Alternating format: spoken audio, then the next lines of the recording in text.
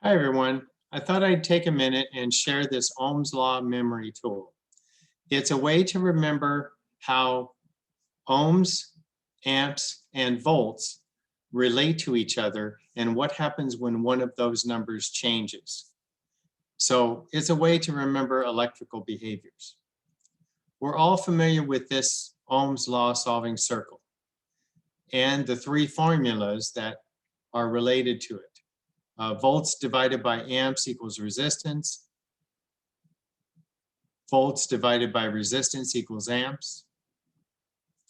Amps times resistance equals voltage. We can put some simple numbers, some familiar numbers in the Ohm's Law solving circle to begin with. So go ahead and put in 12, 4, and 3. We're almost always working with 12 volts. And we've done a lot with these numbers here. They're easy to remember. 12 divided by 4 equals 3. So there's your first formula. 12 divided by 4 equals 3. Your second formula, voltage divided by resistance equals amps. So 12 divided by 3 equals 4. And then your third formula, amps times ohms equals volts. So that would be 4 times 3 equals 12. So working from there, we can ask questions about electrical behaviors. So the first question is, what happens if the resistance goes up? So if the resistance goes up, we're playing with this number right here, the 3. Let's take that number out and let's change it to a 6. So our formula, instead of 12 divided by 3, now becomes 12 divided by 6. 12 divided by 6 equals 2. And we increase the resistance, and since our amps went from 4 to 2, when resistance goes up, amperage goes down. Okay, next up, what happens if the amperage goes up? So now we're working with the 4. Let's take the 4 out and let's put a 6 in there. So our new formula is 12 divided by 6. Well, 12 divided by 6 is 2.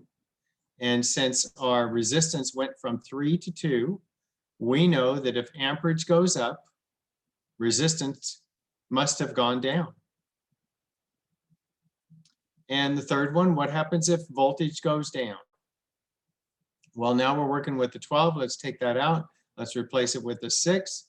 So our new formula, instead of 12 divided by 3, is now 6 divided by 3. And our answer in amperage is going to be 2. And so if voltage goes down, since our amperage went from 4 to 2, amperage goes down. So this is how you can just throw this circle on a piece of paper real quick, throw in the 3 familiar numbers, 12, 4, and 3, and then change each number to a 6, and it will help you see the results of voltage going down or up, resistance going down or up, and amperage going down or up, and how it affects the other numbers. This chart is available to you in Unit 6. So when you get to Unit 6, you can pull this chart out and print it and put it in your notebook in the top of your toolbox. But until then, please use that Ohm's Law solving circle and those simple numbers to help you remember what happens with electrical behaviors when one of those things changes. I really hope this is helpful. Thanks very much.